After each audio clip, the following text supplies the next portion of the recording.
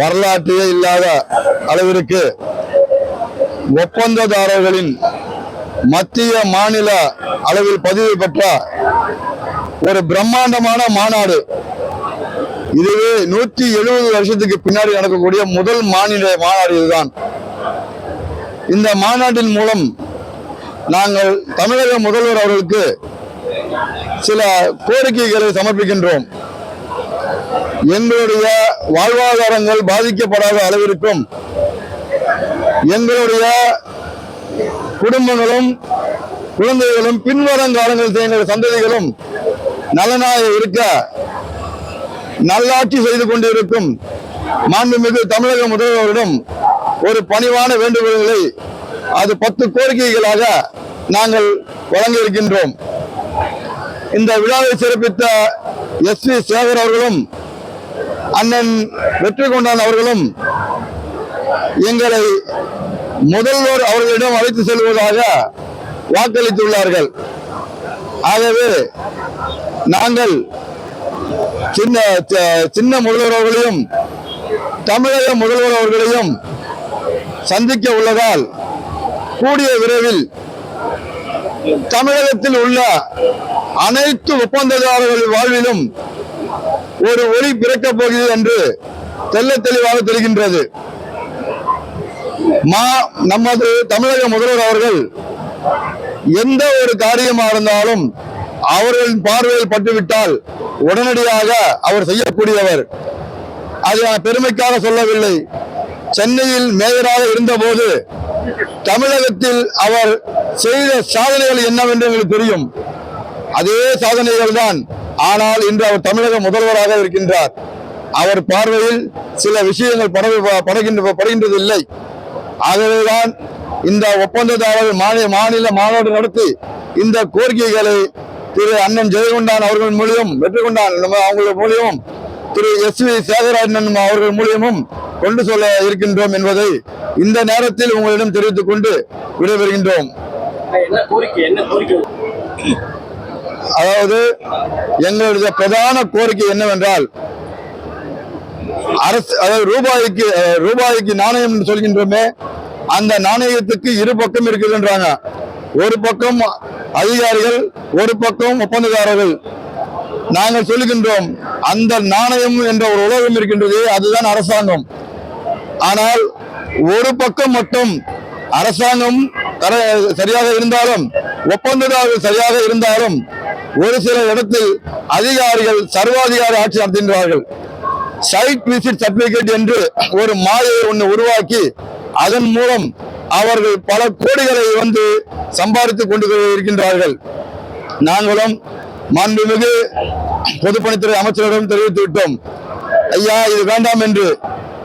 அவர்களும் நான் கூறுகிறேன் என்று சொல்றதை தவிர இதனால் வரை அந்த சைட் விசிட் சர்டிபிகேட் நீக்கப்படவில்லை. எங்களுடைய பிரதான கோரிக்கையை அந்த சைட் விசிட் சர்டிபிகேட்டை உடனடியாக நீக்க வேண்டும்.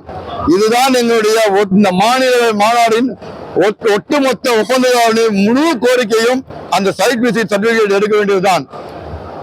இரண்டாவதாக 18% GST பிடித்தம் செய்கின்றார்கள் அரசாங்கத்தில். இனி வருங்காலங்களில் 18% பிடித்தம் செய்ய வேண்டாம். அரசாங்கமே எங்கள் பெயரிலோ அல்லது எங்கள் நிறுவனத்தின் பெயரிலோ அந்த GST பணத்தை கட்டிவிடுமாறு நாங்கள் கூறுகின்றோம். ஏனென்றால் அந்த GST பணம் எங்களுக்கு வேண்டாம். அது அரசாங்கமே நேரடியாக செலுத்தி விடும். நாங்கள் நேர்மையாக நிறுவனங்களில் வாங்கி பில்லுகளை வைத்து பணத்தை நாங்கள் பெற்றுக்கொள்கிறோம். ஆனா இரண்டாவது கோரிக்கை, இந்த 2 கோரிக்கை தான் எங்களுடைய பிரதான கோரிக்கையாக முதல்வருக்கு நாங்கள் சமர்ப்பிக்கின்றோம். 1000 சங்கங்கள் போட வேண்டும். ஆனா அவங்க எல்லாமே ஒப்பந்ததாரர்கள் தான்.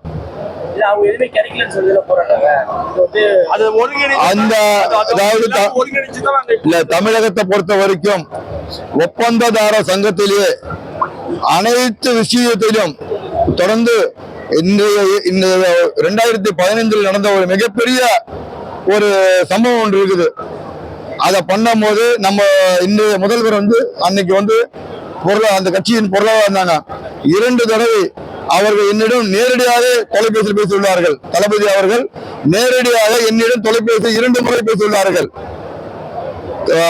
மறைந்த ஐயா கலைஞர் அவர்கள் 3 முறை எனது பெயரை சொல்லியே முரசொலியில் 3 நாள் தொடர்ந்து அவர் பக்கம் பக்கமாக எழுதினார். இது சரித்திரம். தமிழகத்தில் உள்ள அனைத்து ஒப்பந்ததாரர்களுக்கும் எங்கள் சங்கம் என்றால் என்னன்னு எல்லாருக்கும் தெரியும். நாங்க இன்னைக்கு வரைக்கும் நியாயமா நடத்தக்கூடிய சங்கங்க தான். எல்லா சங்கங்களும் வருவாங்க. அதே சங்கம் இப்ப பாத்தீங்கன்னா திருவள்ளூர், காஞ்சிபுரம், செங்கல்பட்டு, நாமக்கல், திருச்சி, மதுரை, திருநெல்வேலி, விழுப்புரம், கடலூர் அனைத்து மாவட்ட தலைவர்களும் வந்து ஒன்னா இணைஞ்சிருக்காங்க. அப்படின்னா என்ன கோரிக்கைன்னா எல்லாருடைய கோரிக்கையுமே ஒரே கோரிக்கை தான். நாங்க பிரிஞ்சிருந்தோம், இப்ப எல்லாரும் ஒன்னா சேர்ந்து குரல் கொடுக்கிறோம். இந்த மாநாட்டுல தான் இங்க ஒரு சங்கம் ஒன்று உருவாகி இருக்குது. அதை நான் உங்க முன்னாடி இப்ப சொல்லிடுறேன். அனைத்து துறை ஒப்பந்ததாரர்கள் நல கூட்டமைப்பு சங்கம் என்று இந்த சங்கத்தை இன்னைக்கு உருவாக்கி இருக்கோம். சங்கத்தை அது தமிழ்நாடு முழுக்க உள்ள அனைத்து ஒப்பந்ததாரும் அது ஒன்றாக கூடி அதுல கேட்க போறதா அந்த நல வாரியம். அது இல்லாம எங்க குடும்பத்துல நாங்களோ எங்களை சார்ந்தவங்களோ இறந்துட்டா எங்க குடும்பத்துக்கு 50 லட்சம் எங்களோட நிதியில தான் கேட்கிறோம். நாங்க அரசாங்க நிதியில கேட்கல, எங்க நிதியில இருந்து எங்களுக்கு குடும்பத்துக்கு வரணும்.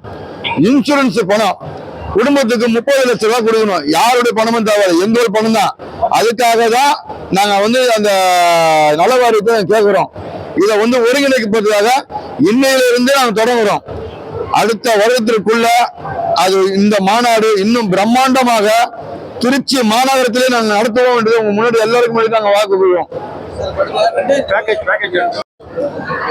நிச்சயமா அதாவது அதிகாரிகள் பணிகள் வாங்குவாங்க, அதுக்கப்புறம் அவங்க கண்டுக்க மாட்டாங்க. அதனால நிறைய பணங்கள் வராம கான்ட்ராக்ட் நிக்குது. 2015 நடந்தது, அங்க இனிமேட்டு பண்ணக்கூடாது, அந்த ஒரு பிரிவினை வந்துடக்கூடாதுன்றதுக்காக தான் நாங்க இப்ப இந்த மாநாடு கூட்டி நேரடியாக முதலமைச்சர் அவர்களை சந்திச்சு நாங்க மனுவாக கொடுக்க போறோம் அவர்கிட்ட. இந்த மாதிரி நடக்குதுங்க ஐயா, தலையிடணும். அதனால நாங்க யாரையும் குறை சொல்ல விரும்பல, இந்த நேரத்தை குறை சொல்ல விரும்பல. ஏன்னா ஒருங்கிணைந்த ஒரு மாநாடு, அதனால நாங்க யாரையும் குறை சொல்லாம எங்களுடைய கோரிக்கையை மட்டும் நாங்க முதல்வருக்கு கொடுக்கறதில்ல. எல்லாரும் ஒன்று சேர்ந்து இருக்கிறோம் அந்த விஷயத்துல.